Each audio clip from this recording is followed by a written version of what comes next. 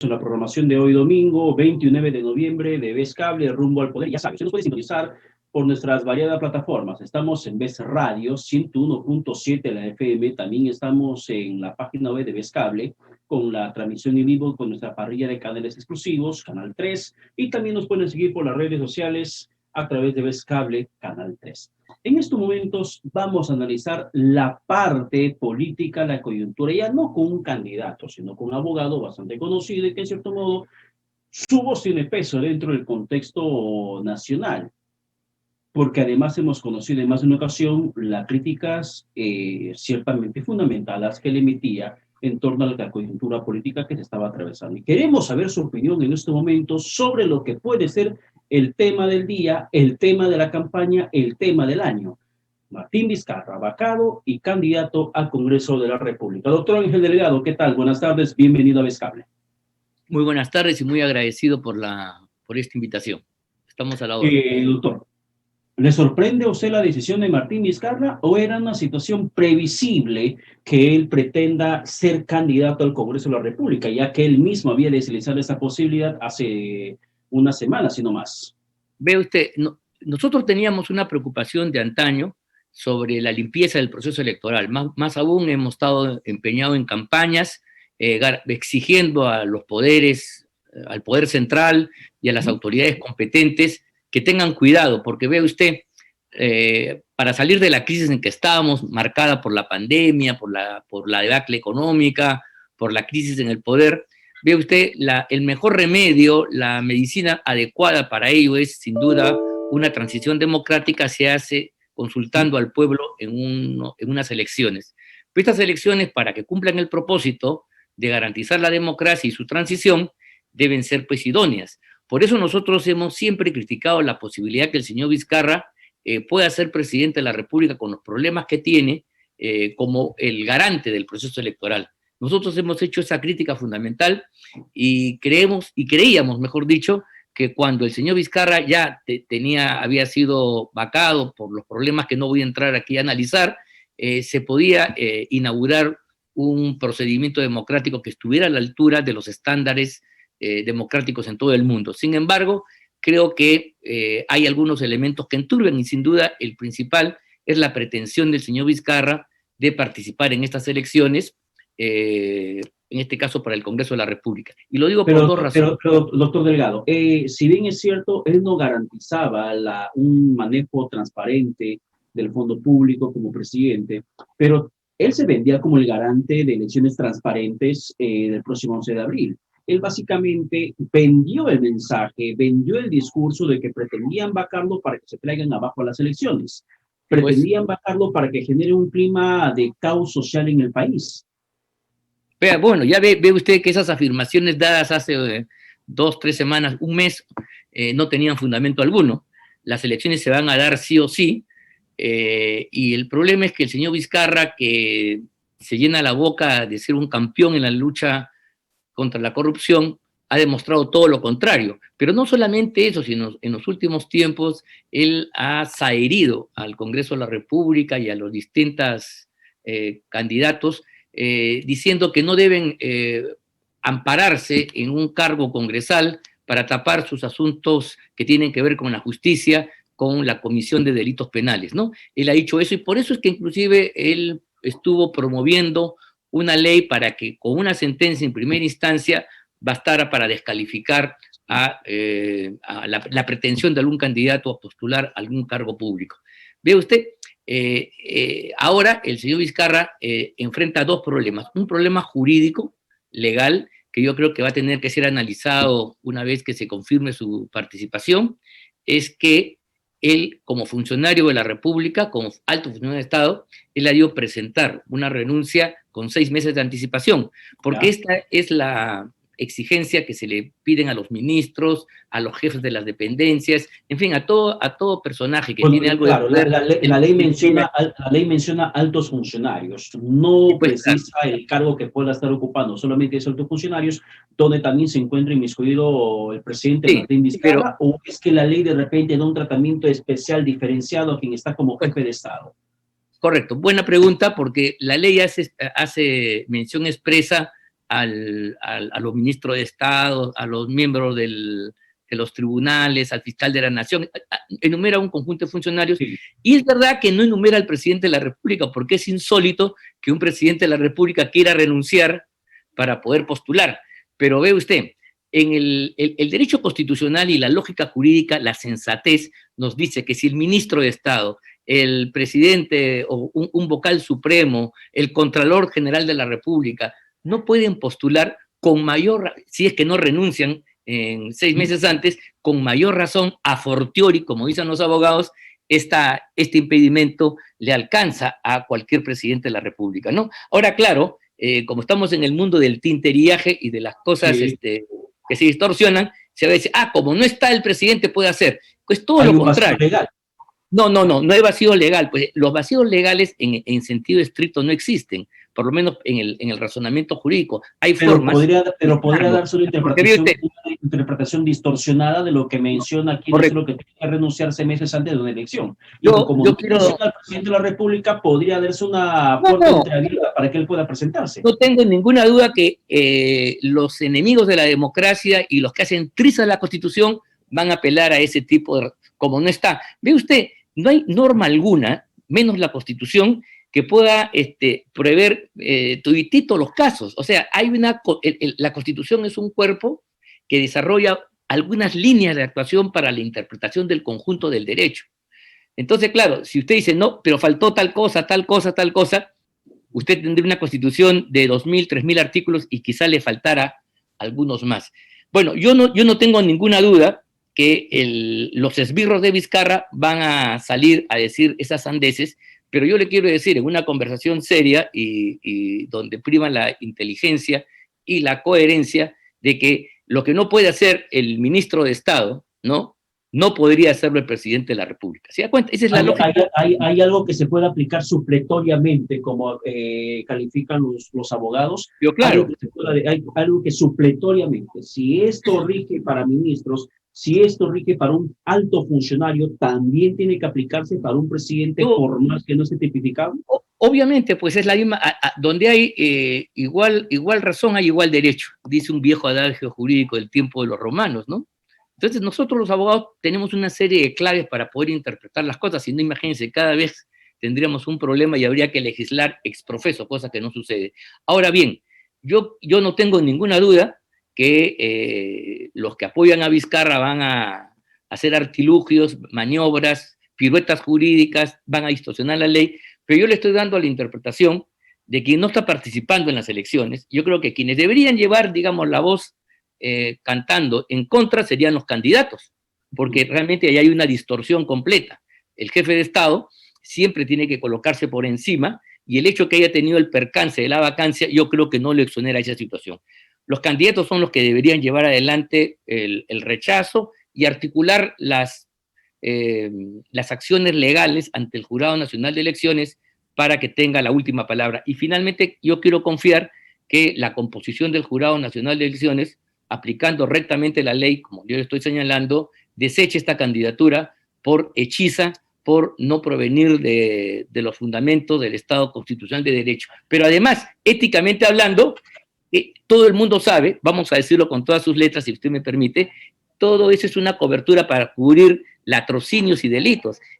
Aquí estamos ante una coartada que se está armando delante de todos nosotros, y si la población y las instituciones no tienen capacidad de frenar una cosa tan evidente, creo que la verdad como país tenemos mucho que dejar, y cuando celebremos el bicentenario y recordemos las notas de nuestro himno, que somos libres, habrá que poner una interrogación y preocuparnos. ¿Me explico? Pero el Jurado Nacional de Elecciones, o al menos en primera instancia el Jurado Electoral Especial de Lima Centro, va a tener un menudo trabajo que desarrollar. Sí, claro. Porque, sin duda alguna, que cuando se termine oficializando la candidatura ya en las internas de Somos Perú, va a comenzar el proceso de tacha contra la presencia de Martín Vizcarra. Eso es más que inminente, porque ese argumento de que tenía que renunciar ya se viene haciendo cada vez más fuerte tras la oficialización de su presencia el último viernes en hora de la noche. Pero además de eso, el jurado va a tener que determinar si otra plancha presidencial, como la de Julio Guzmán, puede irse de a 2 y no de a 3, como señala la norma, porque está claro que Sagasti tampoco tiene una prohibición legal tácita o explícita de que postule como segundo presidente de la República. Pero eso sí que, eso sería la catástrofe. Si el señor Sagasti, que ahora es vicepresidente de todos los peruanos, que toma distancia de su partido, pretende ser candidato con Guzmán a la vicepresidencia, estaríamos ante el escándalo más grande. Mire, yo estaba sorprendido con Vizcarra y estaba indignado, pero si lo que usted me dice es cierto, ya no tengo palabras y ya realmente me desarmo porque me quedo totalmente traumado por la información que me está dando. Es que legalmente es inaceptable. Pero es obvio que ¿quién es el garante hoy día del proceso electoral? El señor Sagasti. Él no puede pretender ser candidato con Guzmán ni con nadie. A él le alcanzan las mismas impedimentos que tienen todos los presidentes de la República en toda la historia del Perú, por Dios. Eso es una pretensión. Y en la posibilidad de que finalmente le admitan la renuncia posterior a las elecciones internas a Sagasti y que él no se vaya como segundo vicepresidente. La plancha de Guzmán queda Guzmán y su vicepresidenta, solamente quedan dos, pero la ley dice que tienen que ser tres. Sí, pero bueno, no será la primera vez en que yo conozco por el proceso electoral de que ha habido tachas a algunos miembros de la fórmula y ha quedado con dos, ¿no? Eso no debe ser impedimento, porque sé que la lógica en materia del derecho electoral es fomentar la participación. Entonces, finalmente cualquier decisión la toma el pueblo peruano.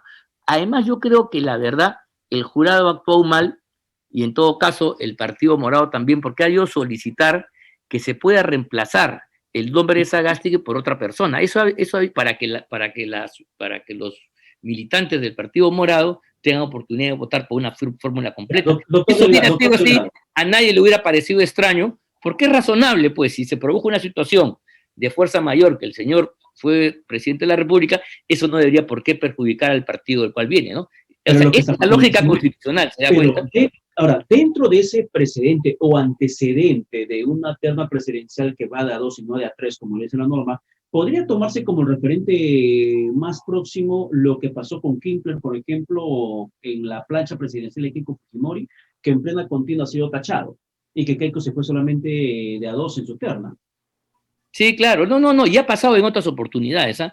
No es la única vez. Lo que pasa es que como no han ganado, entonces eso ha quedado rápidamente en el olvido. Pero yo en mi experiencia profesional le digo que yo he visto, por ejemplo, en la década de los 90, una lista de Izquierda Unida que hubo, y al final inclusive salió el presidente, que otra cosa, y lo reemplazó el primer vicepresidente para la campaña electoral.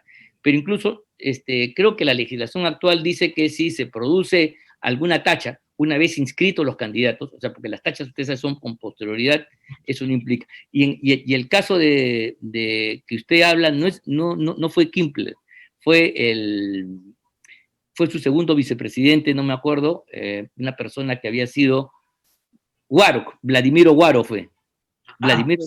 Vladimiro Guaro fue, que había sido, que perteneció a la izquierda y que había estado vinculado que había sido presidente de la región de Junín, el que por entregar algunos dádivas de agua, lo tacharon, dijeron que daba dádivas y lo sacaron de la fórmula. Entonces, eso pasa, ¿se da cuenta?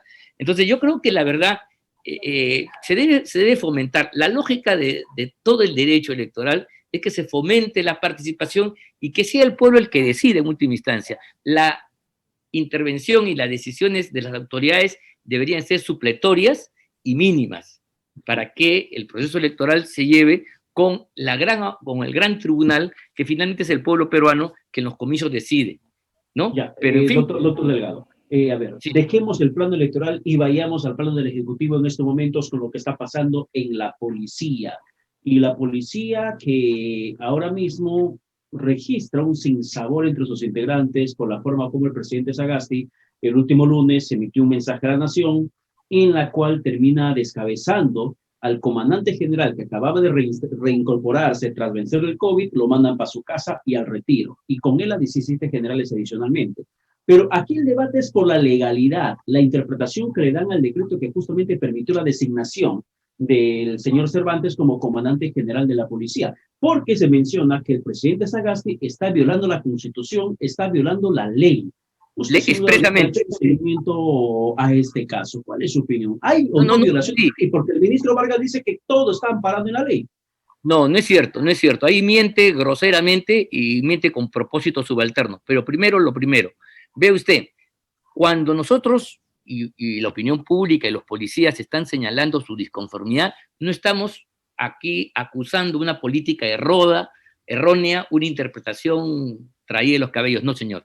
En este caso concreto, lo que ha hecho el ministro del Interior y ha confundido, ha engañado al presidente, o el presidente es cómplice de esto, ya es una cosa que no la sabremos, pero el hecho cierto es que el decreto 1267, que es la Ley General de la Policía Nacional, y que es la norma que desarrolla la Constitución, dice en su artículo 8 que el jefe de Estado elige al comandante general de la policía, pero lo hace de acuerdo al siguiente procedimiento. Deberá escoger entre los 3 tenientes generales de mayor antigüedad dentro del escalafón de la Policía Nacional. 1, 2 y 3. Entonces, él puede escoger, sí, pero escoge entre 3. Y si escogiera el número 3, por ejemplo, al número tercero, el número 2 y el número 1, que son más antiguos, tendrían que pasar al retiro. Ese es el procedimiento estipulado en la ley y eso es lo conforme a la Constitución. Lo que ha hecho el ministro Vargas ha sido llamar a un miembro que está en el número 15 dentro del escalafón, un señor que solamente ha ascendido hace pocos años a general, que tuvo un escándalo en la comisaría de San Borja, porque ahí masacraron a un parroquiano, unas torturas infames, y él un poco se fue a la congeladora, como usted sabe, es el puesto de agregado policial en la Embajada de España. Entonces, este personaje totalmente, como me han explicado a mí, sí señor, amigo de la troika que hoy día quiere controlar el Ministerio Público y la policía. Me refiero a Gino Costa, a Carlos Basombrío y al actual ministro Rubén Vargas. Estos 3 personajes son los que de hace un tiempo atrás han venido teniendo una importante injerencia dentro del ministerio y como la Policía Nacional lo califica a través de sus voceros, son enemigos de la Policía Nacional. Ellos quieren introducir una serie de conceptos que serán seguramente los que existen en Venezuela, en Bolivia y en otros países donde ha habido procesos de desmantelamiento de la policía. Y entonces yo creo que, respondiendo a su pregunta, lo que ha hecho el señor Vargas, engañando al presidente, es una infracción constitucional y es un acto violatorio. Yo no sé por qué los altos oficiales que están perjudicados con esto no han presentado ya, o de repente lo han hecho, una demanda de amparo. La demanda de amparo es cuando se viola flagrantemente un derecho establecido a través de una norma hechiza, como es la resolución que ha nombrado a una persona que no estaba capacitada legalmente para asumir dicho cargo. Ahora bien... Y usted no se refiere a la capacidad de repente profesional. No, me refiero a capacidad conforme a ley. Capacidad en forma de ley. O sea, claro, o sea, repito, si el señor Sagasti, a pesar del papelón que ha hecho con el actual, con el exdirector, creo que apellidado Castillo, si mal no recuerdo, ¿no? Que ha ganado la batalla contra el COVID. Me habla del comandante general Orlando Velasco. El que estuvo claro con COVID, el domingo se reincorpora, hace un show, una parafernalia, señor, que tiene altas calificaciones, que es un caído en el ejercicio del deber, porque los que se informan con COVID no es porque se han ido a una fiesta, ni mucho menos, sino en el ejercicio del deber, y además ni siquiera estuvo vinculado a los luctuosos sucesos de aquella semana donde murieron dos parroquianos, ¿no? Entonces, a ese señor lo reciben, lo aplauden y lo votan al día siguiente. Bueno, pero hasta ahí es un acto de descortesía que marca el talante del señor Sagasti. Pero es un tema personal, se puede criticar, se puede decir. Si el señor se quería cambiar, tenía que escoger entre los tenientes generales que venían después, ¿no? Y ahí hubiera escogido a su persona. Pero como no hay uno que responda a los criterios de Gino Costa y Basombrío y de Vargas, es que se busca en el número 15. Y si no, quizás hubieran traído un sargento o cualquiera, porque realmente la violación es de esa grosería a la cual yo le estoy señalando. Ahora, ¿por qué? Porque hay un propósito totalmente perverso nefasto y tenebroso de capturar la Policía Nacional y ponerla al servicio de este programa político de los caviares y la izquierda radical. Eso Claro. me parece muy grave, eso es lo que está detrás, más allá, y eso es lo que los ha llevado a violar groseramente la ley en el Perú y a poner a un personaje, aunque esa decisión haya sido nula de pleno derecho. Sin embargo, doctor Delgado, dentro de la facultad de legales que tienen los generales afectados, ¿cuál es el camino que pueden tomar?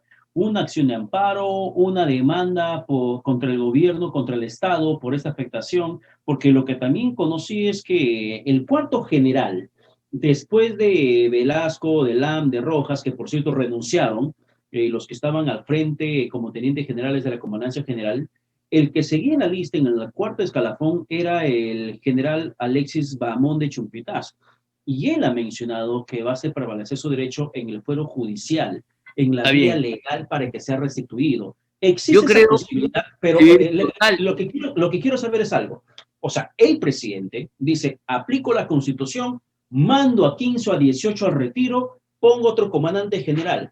Si el presidente aplica la Constitución, un general ¿puede recurrir a la vía judicial ordinaria para que se traiga bajo la decisión del presidente?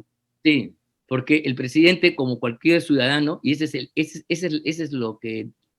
un dogma dentro del Estado, en el Estado de Derecho, donde el derecho está por encima del poder y el imperio de la ley por encima de cualquier persona. Si estuviéramos en el régimen absolutista de los reyes franceses, Luis XIV y compañía, que decía que el Estado soy yo, no había nada que hacer. Pero en un Estado democrático de derecho, donde la ley y el imperio de la ley está por encima y todos están sometidos a la ley, incluyendo el presidente de la República, él no aplica la Constitución, como usted ha dicho en una metáfora, sino destroza la Constitución para nombrar, violenta la Constitución para nombrar al señor Cervantes. ¿Me explico?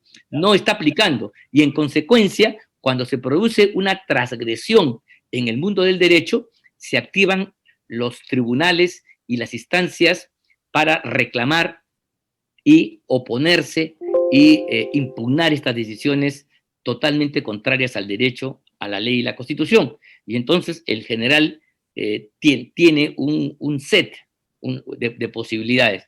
Podría ir al contencioso administrativo, pero dentro de mi especialidad yo creo que lo que debería hacer es la medida más rápida, es una demanda de amparo que se tramita bajo las reglas de la jurisdicción constitucional, va a llegar en un momento al Tribunal Constitucional, y justamente porque el amparo es como dice la Convención Interamericana de Derechos Humanos, es un remedio operativo para poder restituir un derecho que ha sido flagrantemente violado. Claro, en otras vías también se puede hacer el contencioso administrativo, por ejemplo, pero eso es más lento. Pero aquí no hay nada que probar, no sé si me explico. Este es un juicio de lo que nosotros llamamos los abogados de puro derecho. Es un tema de interpretación. ¿Qué dice la ley? O sea, no hay que probar que yo tengo tal cosa, no. Lo que dice la ley y punto. Y entonces el pronunciamiento de las autoridades judiciales podría salir con mucha prontitud.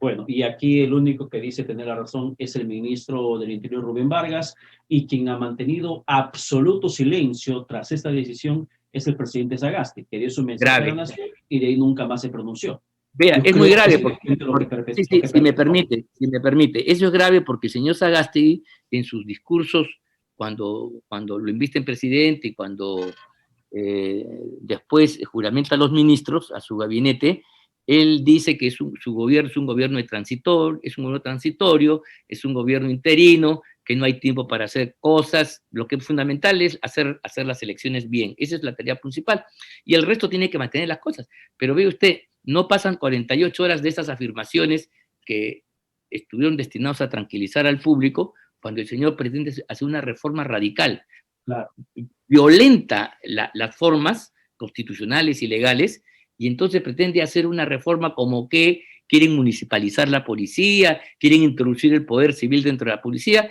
y la verdad es que no están legitimados para hacer eso. El señor Sagasti y compañía no han sido elegidos para eso. Esa tarea, si se quiere hacer en democracia, le corresponde pues al nuevo gobierno que van a ser de los candidatos que hoy día vamos a saber quiénes son y se va a votar el 11 de abril. Ese es el Pero, camino. pero, A ellos les toca decidir sobre eso o no. Pero preocupa, doctor Delgado, que justamente lo que usted menciona, el presidente Sagasti asume el cargo y menciona, entre otras cosas, que él no va a hacer reformas de la policía. Él no va a hacer ninguna reforma. Ninguna, pues. Claro, al igual que tenía que hacer el gobierno del señor Merino y Antero Flores, igualito, no podían hacer ninguna reforma. Lo mismo, exactamente igual. No había por qué asustarse, digamos. El único tema es las elecciones, digamos. Y bueno, evitar que se llenar el vacío de poder y evitar que se produzca, o sea, mantener las cosas para que el nuevo gobierno haga las reformas y los cambios importantes que el país requiere. Usted me explicó que jurídicamente los generales afectados podrían recurrir a una instancia judicial, pero el presidente de la República podría retractarse, podría retrotraerse de lo que ha decidido mediante el mensaje a la nación, podría emitir otro decreto en la cual dice que anula la designación de Cervantes y repone la situación del estatus quo en la policía como estaba antes de esa decisión ilegal. Sí, sí, ¿sabe por qué? Porque el presidente tiene una inmunidad muy especial, superior a todos los congresistas, jueces, fiscales. Él no es responsable de sus decisiones, no sé si me explico. Él no es responsable de lo que decide como gobierno. Por eso que hay una figura constitucional que se llama el refrendo ministerial, ¿no? El presidente nunca firma una norma, una acción, un acto solito, lo firma con un ministro. ¿Para qué es eso? ¿Para qué sucede? En la tradición, en la historia constitucional, esto es para que si mañana se produjo una cosa terrible, una cosa ilegal, una cosa perjudicial, una cosa ilícita, algo delictivo, la responsabilidad solamente la calza al ministro de Estado, no al presidente de la República. Esa es un poco la regla. El presidente o sea, si quisieran denunciarle a los autores de esa norma, a los que firmaron la norma, donde aparece el nombre del presidente Sagasti, aparece el nombre del ministro Vargas, el que tendría que asumir la consecuencia legal solamente es el ministro del Interior. No tengo ninguna duda. Eso es lo que dice la Constitución y el constitucionalismo histórico en todas partes del mundo. Son los ministros los que asumen las culpas del presidente. Aunque no sea verdad, esa es la figura. El culpable es el ministro. ¿Para qué firmate? Si no renuncia, pues, ¿no? Ya, pero si él firmó, él asume la responsabilidad de lo que ha firmado el presidente. Pero a ver, imaginemos que estamos dentro de esa toma de decisión del presidente Sagasti. ¿Acaso estaba solamente el señor Sagasti, el presidente de la República en funciones, solamente con el ministro Rubén Vargas sentados en un cuarto oscuro a media luz, conversando cómo tramar la remoción de 18 generales de la policía para poner en el cargo a quien no cumplía con las condiciones legales, violando la Constitución, violando la normativa vigente? No estaba el ministro, la ministra, la persona que se encuentra en el Ministerio de Justicia, no estaban los asesores del presidente también viendo qué decisión tomar para ver si se ajusta o no la norma, porque sabían que mediáticamente iba a generar gran impacto porque eran 18 generales que se iban a retirar. Bueno, ahí está. Bueno, la descripción que usted hace es como debería haber sido.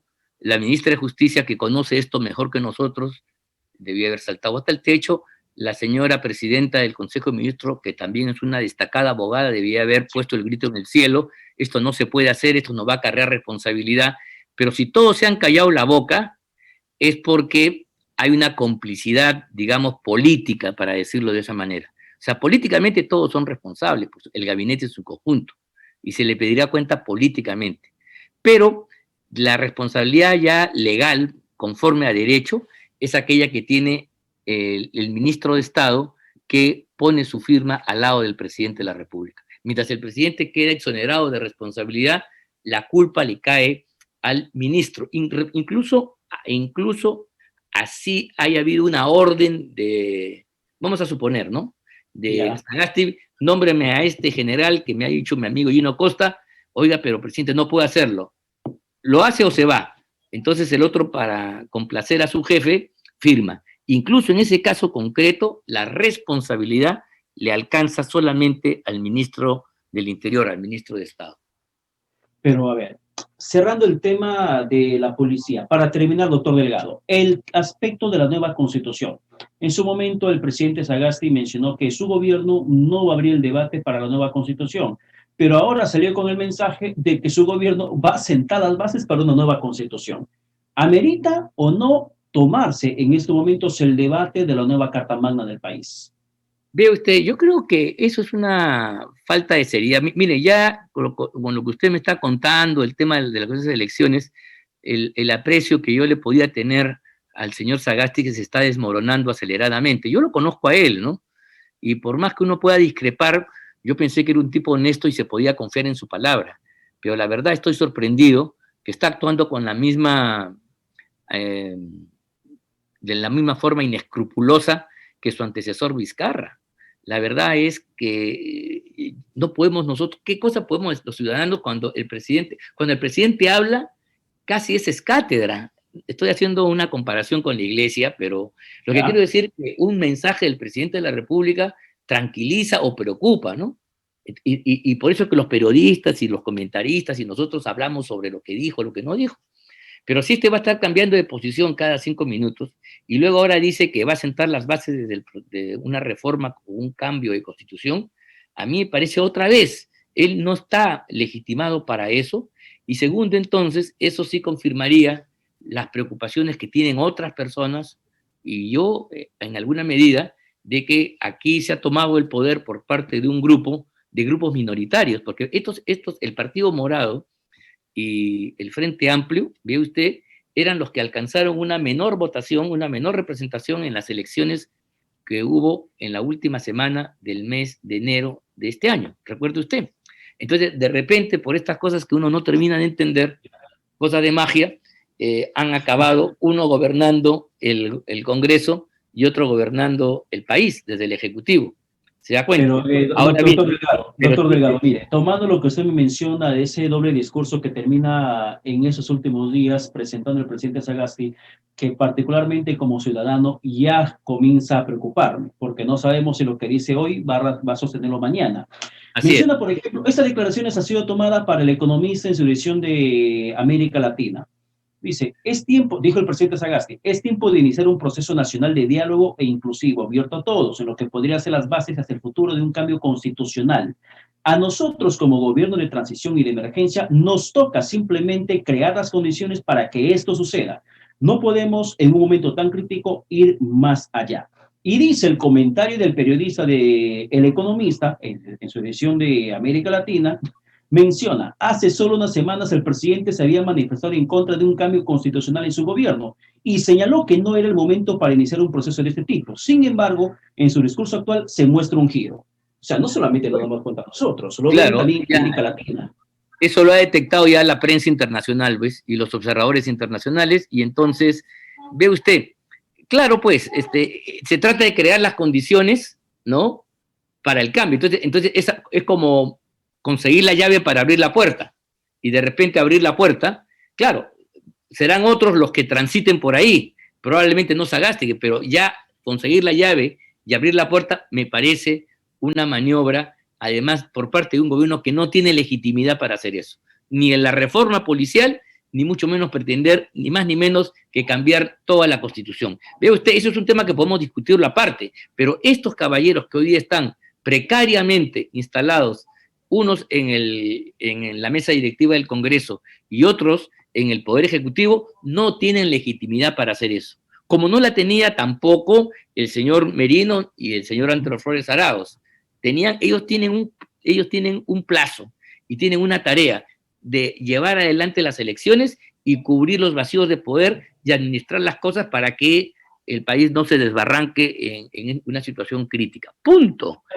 Eso es lo que se hace. Pero veo ve usted, el señor Valentín Paniagua, que tenía mucho más legitimidad y que era un personaje que la historia lo reconocerá siempre con la reverencia del caso, por más que se le dijo, no se atrevió a crear las condiciones para una reforma constitucional. Él pudo, porque siendo la bandera suya de considerar que la Constitución Fujimorista del 93 era un tratado de ocupación contra los peruanos, eso lo puso él en sus libros, eso es lo que enseñaba en la universidad el doctor Valentín Paniagua, ¿no? Dicen, nosotros no tenemos legitimidad para hacer eso, eso le corresponde al nuevo gobierno, que sea elegido por las urnas, y no lo hizo, a pesar que él tenía una manifiesta y clara contradicción con la Carta de 1993. ¿Se da cuenta? Pero entonces yo veo esos ejemplos no se siguen y ahora un personaje que ha salido no se sabe cómo, y que no tiene la legitimidad ni la talla de Valentín Paniagua, pretende pues estafar al país y llevarnos a una situación de mayor tensión, porque todo eso es tensión política, todo eso es meterle carbón al fuego. No sé si me explico. El tema policial y el tema constitucional lo que hace es incendiar la hoguera del país. Y vea usted a dónde nos están dirigiendo estos personajes que desgraciadamente hoy ostentan el mando de la República. Doctor Delgado, el tiempo no se gana. Quedaron muchas preguntas en la cabeza, pero consideramos que podremos tener otra próxima oportunidad. Sí, claro, por supuesto. Gracias. Muy agradecido y hasta cualquier oportunidad. Bien, muchísimas gracias. Que tengan buenos amigos que están escuchando. Gracias. Bien, muchísimas gracias. Hemos llegado a la parte final del programa. El tiempo nos ha quedado bastante corto en esta conversa de ambiente jurídico, legal, un poco para que la gente lo